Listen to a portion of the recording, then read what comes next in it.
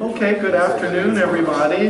It's just about 12 o'clock and we'll get started, and we'll have time afterward for a question and answer, and then please come up and I can tell you things individually about the pieces. I'll introduce myself. My name is George Dansker, and this is my friend Jack Belsom, and this is basically his collection, but I became sort of the historian about it. And I don't know if you saw an article in yesterday's Advocate, but it said something about my encyclopedic knowledge of Harlequin.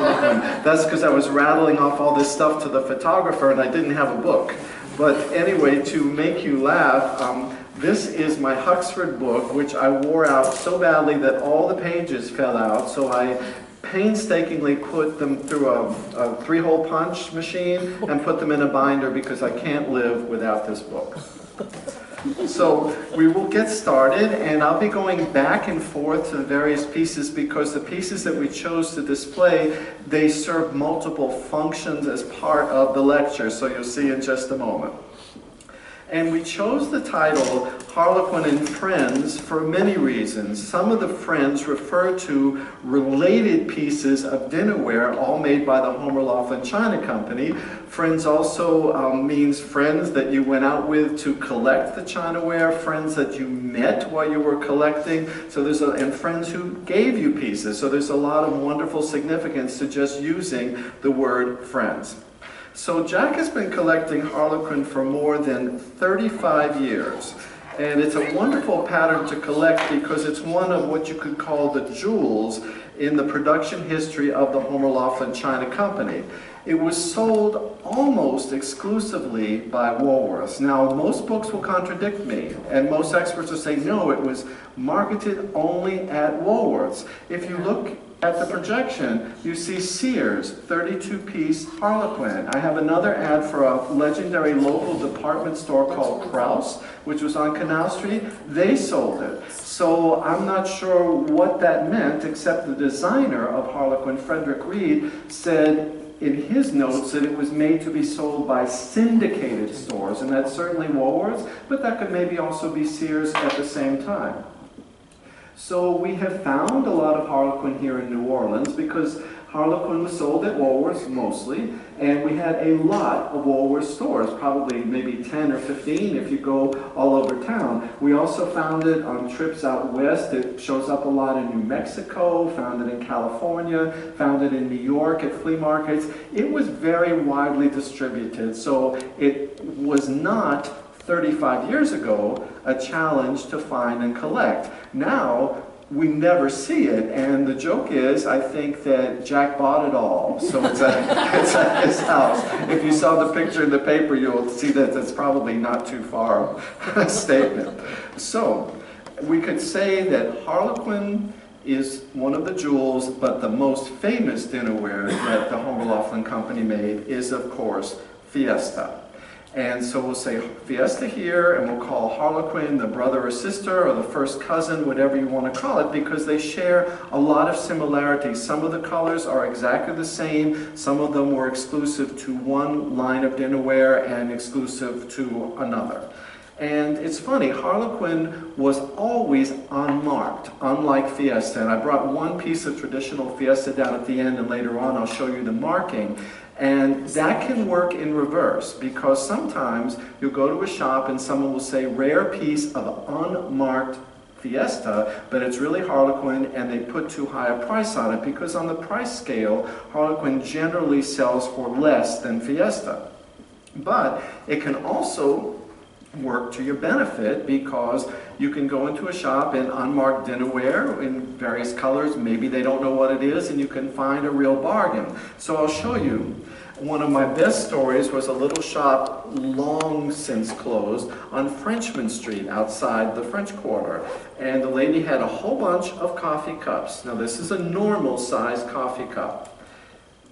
Then she had a whole bunch of demi-tasse cups. So she said, well, I haven't priced this stuff yet. How about $5 for the coffee cups? I said, that's great. And she said, because the demi-tasse cups are so small, $2.50. Because the smaller the item, the less it should cost. So I was very happy with that. But again, unmarked dinnerware, she didn't know exactly how to identify it, and I lucked out. But with all these wonderful books, these bargain stories, I think, are less likely to happen. Also, the internet is a tremendous source of information on Harlequin.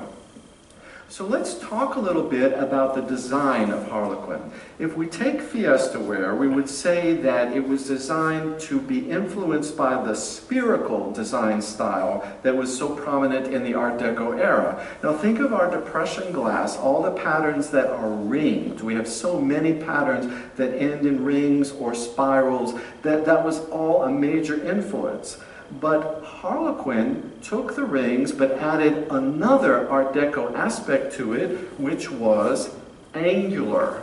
And hopefully you can see this on the screen. Yeah, okay. So you see the angular shape of the Harlequin is another part of Art Deco style, and the dinnerware blended both the spherical rings and the angular Art Deco to make a very unique dinnerware. But to get back to Depression glass for a moment, to me, in all of Depression glass, the one Depression glass pattern that resembles Harlequin the most to me, I would say would be Platinite Modern Tone with the fired on colors. It has the angular edges and cups and everything, and I think collectors of Harlequin frequently like Platinite Modern Tone as well. The designer of both Harlequin and Fiesta was Frederick Reed, who was the art director of the Homer Laughlin China Company in Newell, West Virginia from 1927 until 1942. And one thing I read recently that I absolutely love to hear was that when he designed this yellow, he said that this was the finest yellow that he had ever created, and it was the finest yellow in all of colored dinnerware. And I thought that was pretty amazing because it is a beautiful yellow, and I think he thought it superior to the somewhat different shade of Fiesta yellow. So let's talk about color in general for a moment. I've read, and these thoughts are not original to me, that the brightly colored dinnerware of the Depression era certainly went a long way to making food more appetizing, more exciting, the intricate designs, because in the 1930s, you face it, people were struggling to put meals on their tables, and sometimes their food that they served was just simply the most basic. So having it on a pattern called royal lace or princess or cameo, brightly colored, intricately designed, made the dinner perhaps more enjoyable. So we're going to flash forward ahead, or fast forward to 2018. And I have a friend who has the most interesting job. He goes all around the country preparing menus for assisted living organizations. And he tells me that one of the major problems in the residence is getting people to eat. There's not always a strong appetite. So what does he do? He serves the food on new Fiesta ware. And he said that the colors of the new stimulate the appetite. And I said, my goodness, this is what they were thinking of back in 1936, and it's still happening today. And he told me that he had no idea that there was a vintage Fiesta ware. He always was just buying the new. And so now when he gives a PowerPoint to prospective clients at the assisted living, he shows slides of Fiesta ware, and he said this is what we would be serving the food on to help stimulate the appetite. I just thought that was amazingly cool. Things like go around completely in circles. So every dish that we have on the table has a history. If a piece of china is 75 years old, where has it been?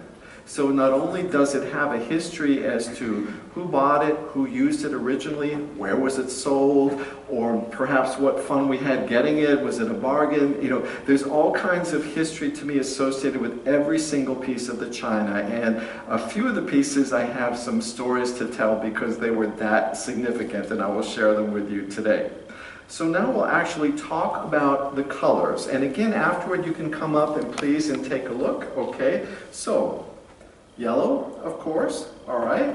Then we have maroon, which is an odd color, not reproduced in Fiesta, although occasionally some experimental pieces were dipped in that color. Then we have a very beautiful rose color, okay.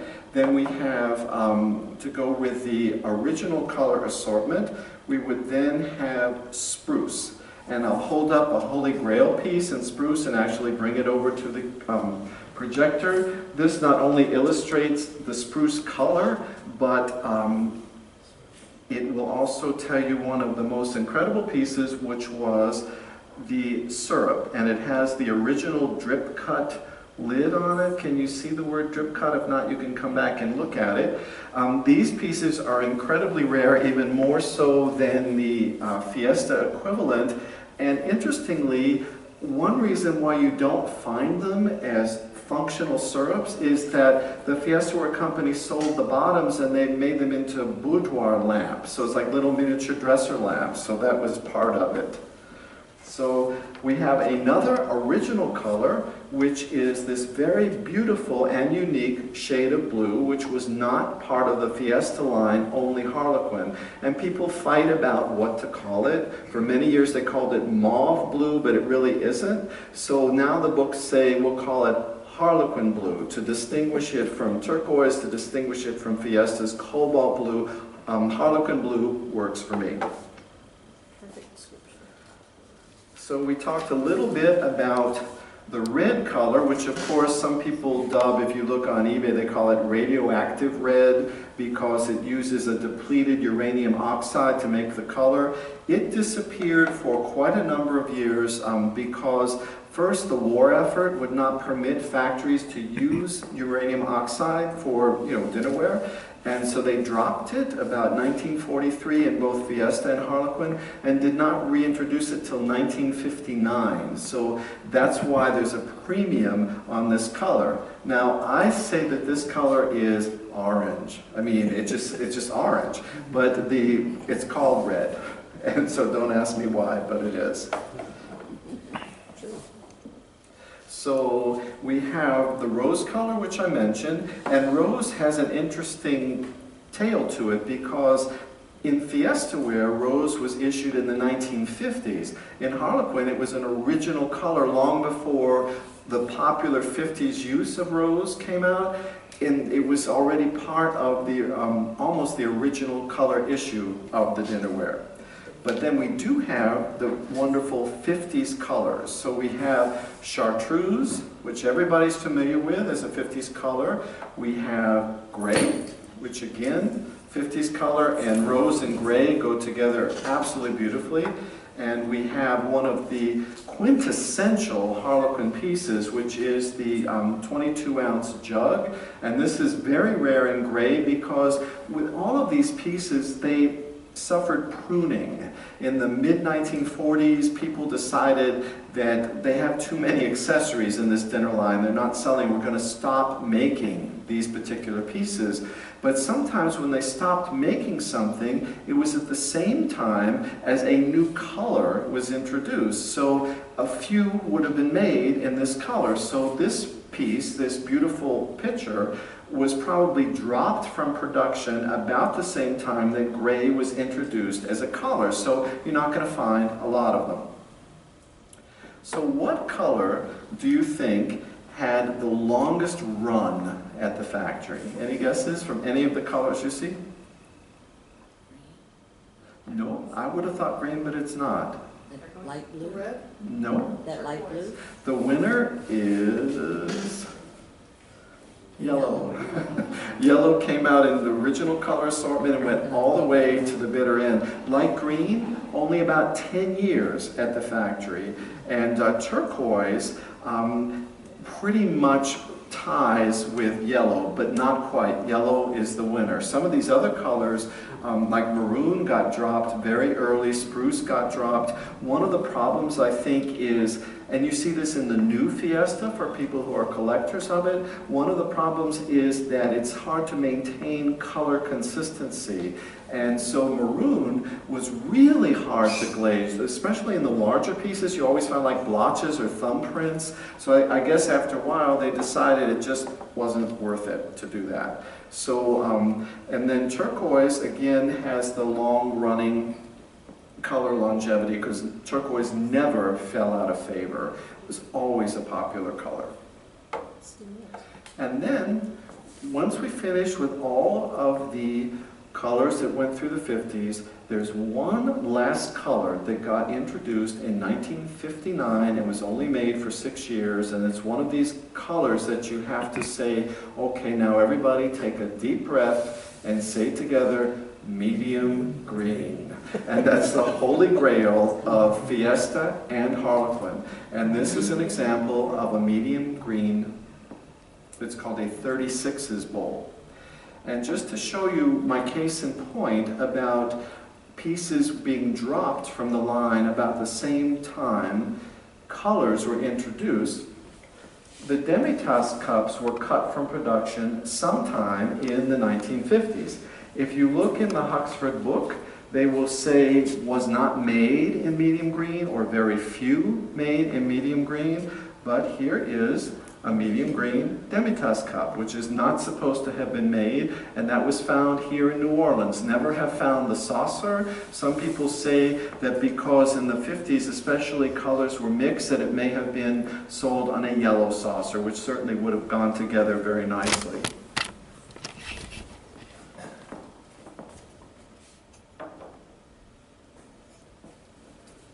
And then lastly, in honor of the 100th anniversary of Woolworth's in 1979, Harlequin was made again, and they called it Harlequin Ironstone. And they used the same turquoise, the same yellow, but the greens and the rose color were totally different.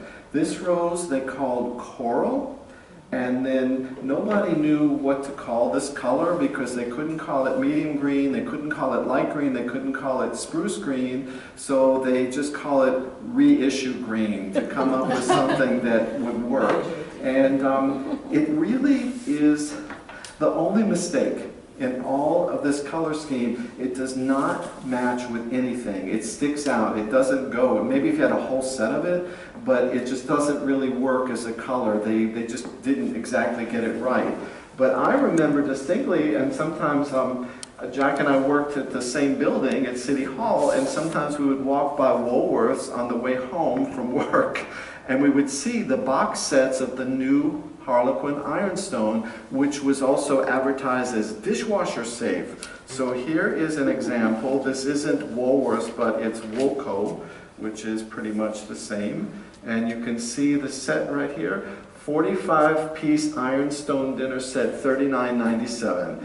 And they did not have a lot of accessory pieces. It was just plates, cups, bowls, one round platter, which was always done in that coral pink color, a sugar bowl that was redesigned, and a creamer. And again, with the new set, you didn't have the luxury of finding a creamer in 10 or 12 different colors.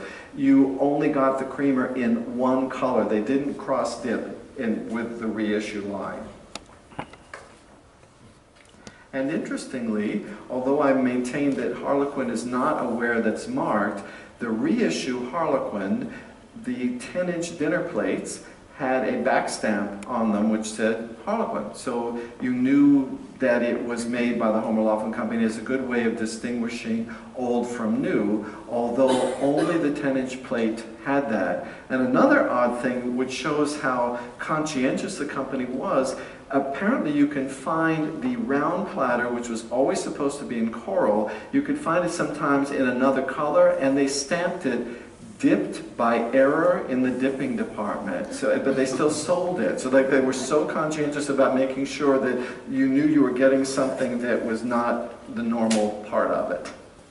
So we'll talk a little bit about the place setting in Harlequin blue. I have to force myself not to call it mauve because I've been calling it mauve for 35 years. So, but in looking online, there's still, some people do call it mauve, but I think Harlequin blue works. So it's an incredibly accessorized set, as you could see, and we didn't bring all of the pieces. There's an oval baker, there's several sizes of oval platters, there's a great big round vegetable dish. We couldn't bring every single piece, but certainly wanted you to see a good representation of it. And you can see the stack of plates here, the 10, 9, 7, 6, and the cream soup, how wonderfully Art Deco is the presentation. Here in New Orleans, This plate, the deep plate, when you go to the stores, they call it, what is it, gumbo plate or red beans and rice plate. I mean, basically they would sell that. So I have to tell a story on Jack about this particular plate. He doesn't know I'm telling this story. So we went to a mall show, and somebody had 10 of these in medium green. 10. And they were $3 a piece. And Jack said, well, I'll buy 3, but what would I do with 10? So we left 7 of them there, and of course never got them back. And I think a medium green deep plate is worth an absolute fortune today, again, because the color came out about the time that the piece was dropped from production. So we have Sugar Bowl Gravy Boat, which is a fantastic example of the Art Deco style, and frequently the flatware will have a little incised number or initials. Again, that was quality control. The creamer, again, incredibly angular, but we're going to talk about for a moment, and then I'll go back to this place setting, about another creamer. This particular dinnerware pattern was absolutely creamer crazy. It's almost like they were subsidized by the Dairy Association, because if you look at it, okay, we have this one, which was called the Novelty Creamer. I don't know why they called it that. And it's like the ball jug, which is so popular in Depression and 1940s era China. This was just the miniature version of it. And this one is in light green, and as I mentioned, it's harder to find pieces in light green all across the board, and maybe because it was only made for 10 years at the factory. So we have the Novelty Creamer, then we have the little individual creamer, which is really amazingly nice. These are very popular. People collect them just because they like the size of it. And what a lot of people do on the different Fiesta social media pages is that they put the individual creamer in the nut dish, and it makes it like a miniature dresser set.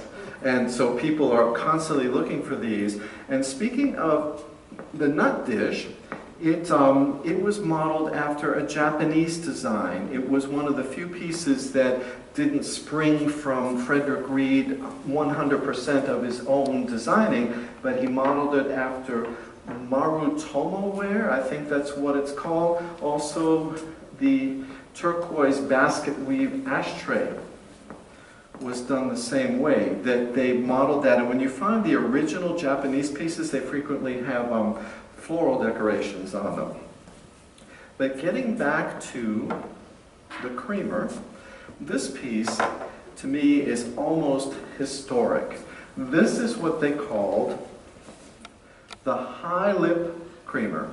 It's really weird. I cannot imagine if you poured cream out of it, it wouldn't dribble all over the place because the edges are kind of strange, and it also has a very handmade look to it. There were 2 high lip creamers, and then the design seemed to be impractical, so they just went back to the normal creamer. It's almost like they bent in the edges of the high lip to make the regular one that was sold for all the years. But what's historic about this was basically, from what I can tell, the first piece designed for Harlequin. And there's sketches online that show it as having been made in September of 1936. So it was one of the very first pieces. Jack has both styles of the high lip creamer, and this one is supposedly the most rare because it's the earliest. So we have a very nice teapot. We have the demi-tasse cup. There's no coffee pot in Harlequin, so the demi-tasse, I guess, would be for a little bit of tea. I don't know, but in Fiesta you have demi-tasse cups and a demi-tasse coffee pot. Beautiful tumblers, which are very thick. They're more like a Fiesta piece because Harlequin tends to be a thinner ware. Also, the individual salad bowl, beautiful piece, and it's as thick as any piece of Fiesta. One thing about Harlequin is the thinner pieces do tend to chip. Any of the chinaware that has the very thin edge will do that. This is an absolutely beautiful piece, dainty little fruit bowl. Then you have, this is called, and I've never understood why, but it's called the 36's Oatmeal Bowl. And this bowl, which is in a beautiful forest green color, is called a 36's bowl. That's got something to do with the measurements, but what I think is, for example, the 36's oatmeal is certainly something you'd eat your cereal out of, and the 36's bowl is almost like a small utility bowl. There's also a very beautiful butter dish, but this butter dish was used over and over and over in the Homer Laughlin patterns. It was designed for a line called Jade in the early 30s. Then it went into Harlequin, it went into Riviera, it went into Century. They just used it over and over. They liked the shape, and you can even find this butter dish in colors such as cobalt blue. So it was redipped and redipped just to match as a go-with the various lines. So I think I've covered all of the maroon place setting, and so now we're going to go into some of the rare pieces, and then pieces that I call, they came dressed to the party in strange clothes. So you'll see in just a moment. And first of all, let's talk about Candlestick, which is very rare, and I think I can do this demonstration. Now I have this wonderful projector. Okay, so this is the Candlestick. Okay, turn it on its side, and then together, you see it almost looks like they took the base, or the cup part of the Demi-Tasse cup, and just glued it onto a base. It's very Art Deco, very spherical, and very hard to find. I think that was one of the pieces that got dropped very early on. This piece is a real oddity and a real rarity, and I think it's kind of, I call it pretty high up on the hideous scale, which is a saucer ashtray. It's enormous. The scale is terrible. So this would be where the cigarette went here, the ashes went there, the saucer went there, and I think it was not in production terribly long, because it just doesn't seem to go with any of the rest of the scale of the dinnerware. And this is kind of fun. This is the same 36's bowl, but again, as I mentioned, in the Holy Grail color of medium green. And again, the dishes have a history. I found this at the French Quarter Flea Market on a Saturday. Now, people who went to that flea market for years know that Saturday was never the day to go. It was always Sunday, because the flea market vendors were out going to garage sales on Saturday. But I went, and I saw this bowl with 3 other bowls, and only in more recent research have I learned the significance of that. I got 4 bowls, medium green, turquoise, orange, and yellow. That was the last 4 bowls that, the last 4 color assortment that the Homer Laughlin China Company offered in Harlequin in the late 1950s. In 1959, those were your 4 colors. So that bowl was a set that had been purchased in 1959. So to me, the colors tell you an awful lot about the history of the piece. So now we'll go into a little bit of what I call the oddities. And again, if you look back, if you think of the business practice of the company, they were trying to make all the dinnerware patterns work with each other. And that's where they wanted all the dinnerware patterns to be friends. So for example, this piece is wild. It's a divided baker, extremely costly if you find one. I found one at the now defunct Jefferson Parish Flea Market. It has its original price sticker of 75 cents on it. It's a divided baker designed in the 1950s to go with Harlequin, to go with Fiesta, to go with Rhythm, to go with Epicure, to go with all of the different Homer Laughlin China lines. People consider it part of Harlequin, though technically they probably didn't design it for that reason, but it's a very unusual piece. This piece is also very unusual. It has, let me grab a cup. This is the tankard mug. It has an absolute Harlequin handle and an enormous cup to it, but it was really designed for another line, possibly Epicure, or it would fit on a Rhythm saucer. But if you put the 2 together, you see how different the scale is, for sure. One is enormous. But it's an amazing piece, and again, one that if you ran into it, you probably wouldn't pay a whole heck of a lot because nobody would know what it was. It's just that unusual. Speaking again of transitional pieces, again, medium green. This is the individual salad bowl. Now, the Fiesta version of this looks almost like it, except that it has no rings. The Harlequin piece has no rings on the inside. The Fiesta piece would have inside rings. The Fiesta piece would be marked. This piece is unmarked. So they call this transitional, meaning that the lines were being designed, colors were being added, so they wanted things you could buy, no matter what your China ware pattern was, what you bought would fit very beautifully with it. So the only differences between this and the Fiesta, inside rings and a marking. And again, it's an amazingly beautiful piece and also very nice to have it in medium green. Medium green is hard to find it, to know what the color is. You can find a very heavy coating of light green and think it's medium green. So collectors will tell you to bring along the green Tic Tacs with you because the green Tic Tac is a match for medium green. If you hold it up, then you'll know what you have. We have another transitional piece, and this is the spoon rest. To me, it looks like a fish. And sometimes it also looks like it has a face to it. But the spoon rest in solid colors, again very valuable. They were designed in the 1950s, and to show you how much they were considered to be part of the Harlequin line, I've seen one for sale on eBay that had a sticker that said Woolworths and Harlequin. So even though they were to go with other Homer Laughlin dinnerware lines, they work very nicely with Harlequin.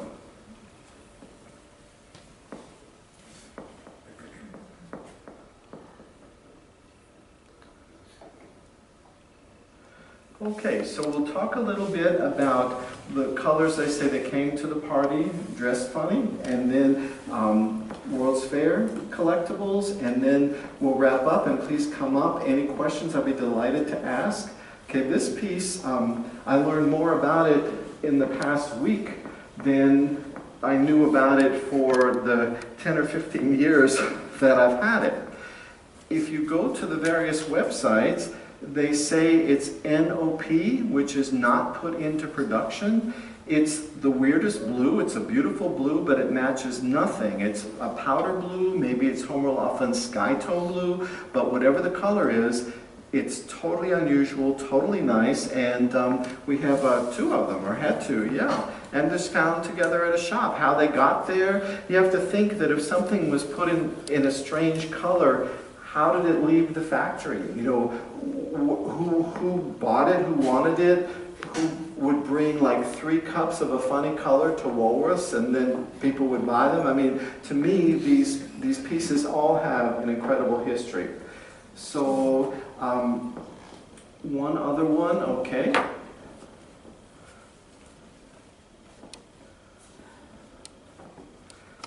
These are part of the World's Fair pieces. And these are what's called the Four Seasons plates.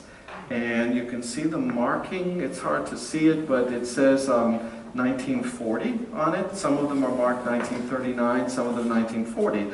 The Homer Laughlin Company set up a booth at the American Potter Pavilion, and they made these things as World's Fair souvenirs. Why is this came to the party in a funny color? Because can you see what season it is? So it would not be green. Green color was for spring. Winter was supposed to be ivory. So they just made a mistake and it makes it a kind of a quirky collectible. So Jack owns what I think is the #1 piece that came to the party in a color you would never believe. And this piece, I've had people say, you don't own it, that it doesn't exist, or I've actually, on some of the social media, there's other people who claim it's theirs because they knew about it. After Katrina, people were asking, is the cobalt teapot okay? But they weren't asking us. They were asking somebody who lived in the neighborhood who knew of the teapot, but it wasn't that person. And then I put a picture of it, and people said,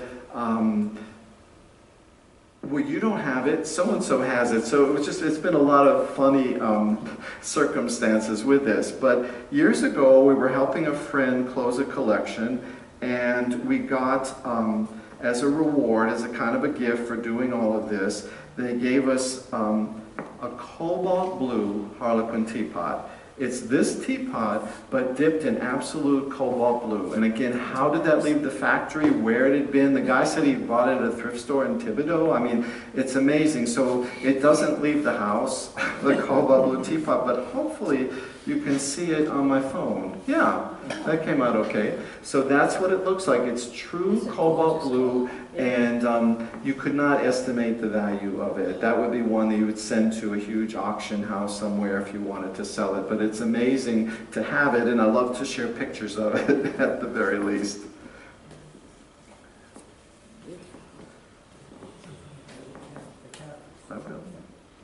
So,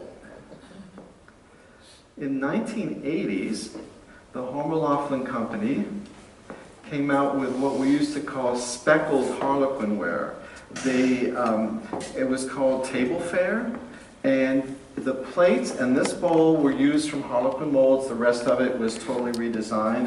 This piece is not marked, but it's actually kind of nice. It's very reflective of the particular era in which it was designed, and it shows one very strong thing to me, that it was getting away from the use of color. It's much more bland, but it fits in very nicely with different color schemes, I think, that were very popular at the time. And this is kind of fun. I brought this just for you, Keely. I think you've seen it before. Okay, this is price tag.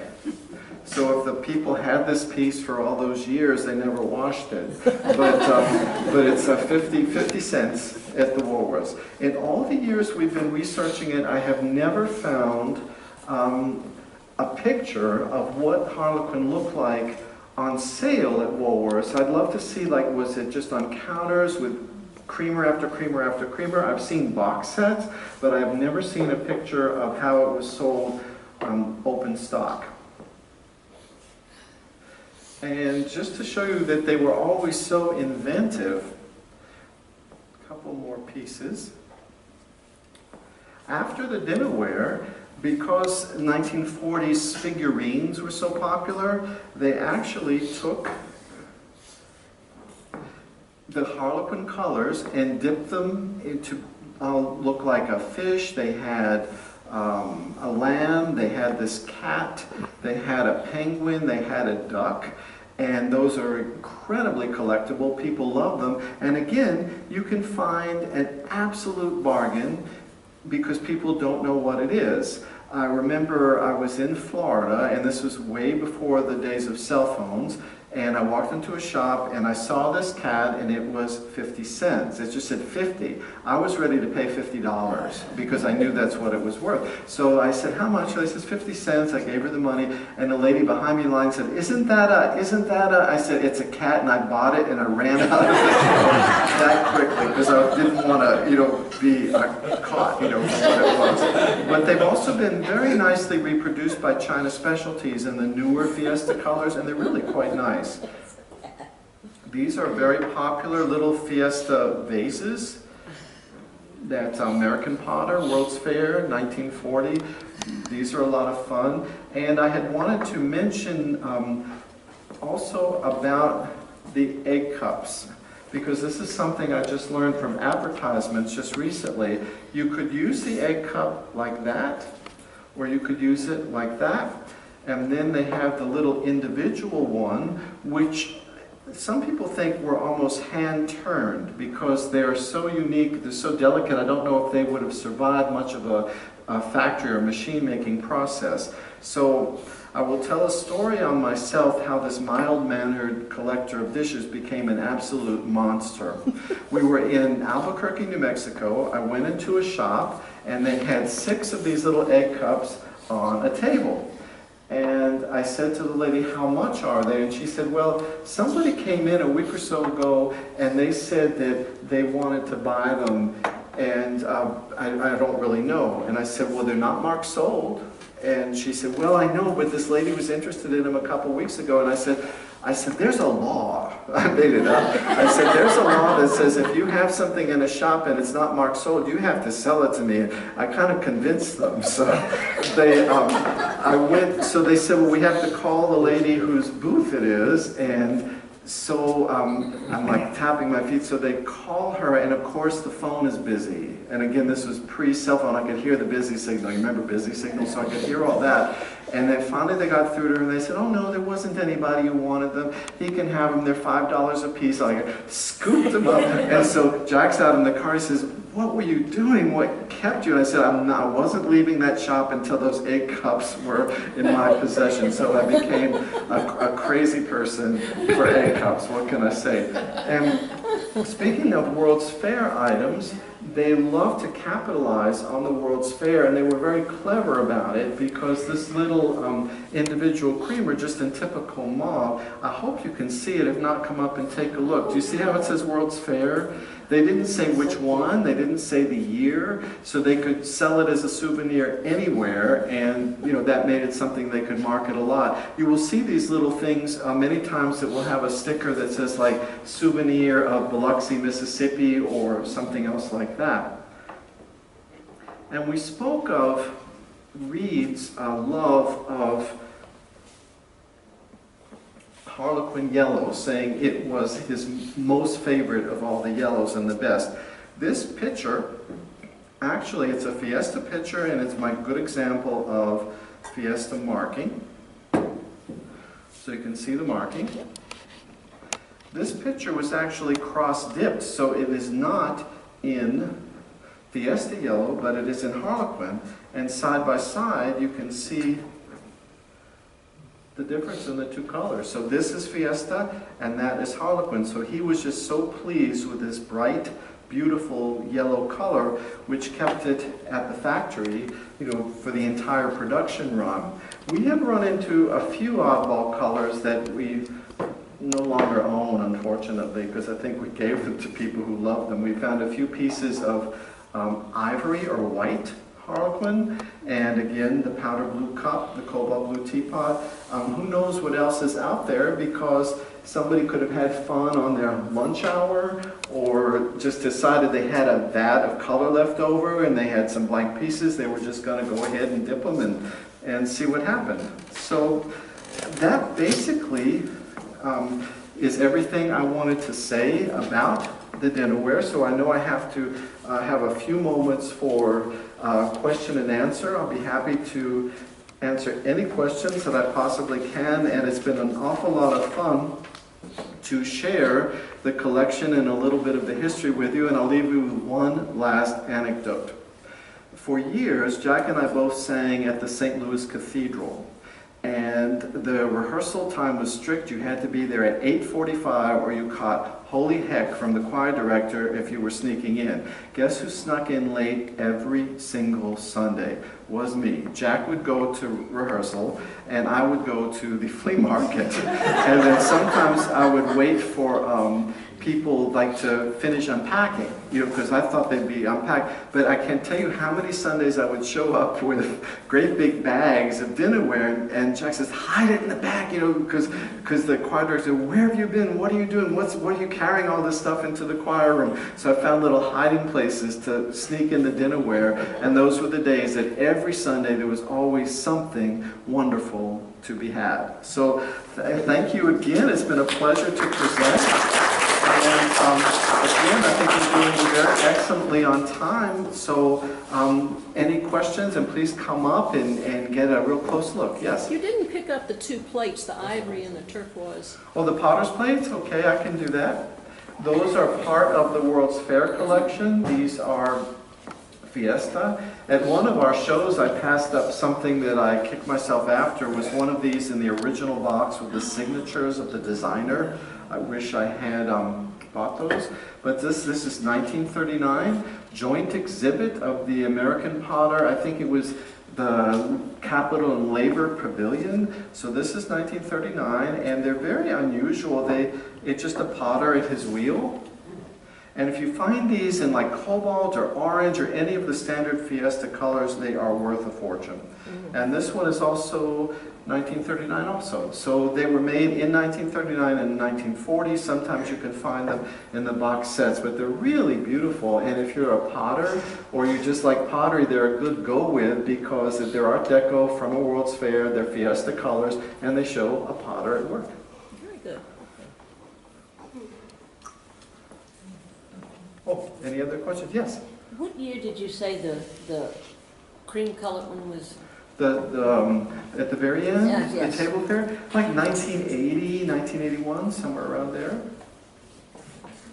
And you can find it on eBay, but you don't find it under Harlequin, you find it under table fare, because people aren't really linking it to Harlequin, although truthfully it is, because the plate, the dinner plate, the salad plate, and the bowl are definitely from the Harlequin molds. Wasn't there a Russell Light dinnerware that had that speckled look? Probably. I think everybody copied other looks because of the design trends at the time. Thinking of breakfast as a child. So if you could go back and work at the factory, what's the fantasy piece that you would make and what color? Anything medium green. I would have medium green teapots. I would have, that whole place setting would be medium green. I think Jack has like pretty much a whole cupboard of medium green, you know, and it doesn't get used, it just gets looked at. But it is, I mean, come up and see what an absolutely magnificent, it's almost like a Christmas green, but it is such a beautiful color and so unique. And it's a Fiesta color too. Yeah, absolutely. And just Can as I your add air one more thing feels. about the famous teapot? She doesn't leave the house, as George said. She's like our cat. The cat never leaves the house, and the teapot never leaves the house. But when these folks came some years ago to see it, we did take it out in the patio so that they could stand there and have a picture taken with it. And that's how the story got started, that it belonged to somebody else. Of course, it went back into my house, but ever afterwards, no, you don't own it anymore. So-and-so owns it. Well, it's still And Jack even said, follow them around because he was concerned. I think one of the people actually came thinking that they could buy it. And we never had given them that idea. But Jack says, don't leave them unattended with the teapots. So like, around. But then even to show you, but collectors to me are so much fun. I mean, really, because then one of the collectors said, well, you know, there's been a lot of fakes on eBay now with people dipping stuff in their backyard and then saying it's a rare color. He goes, I don't think you could get $700 for that teapot, so I think you should sell it to me. So all kinds of stories like that. Do you use any of it? Yes, absolutely. Like all the mauve, anything but the medium green gets used every day, and you know what? It goes in the dishwasher. So it doesn't chip. It's very durable, and the glazes stay very shiny on them. It's good stuff. It's good stuff to collect and to enjoy. Never put it in the dishwasher.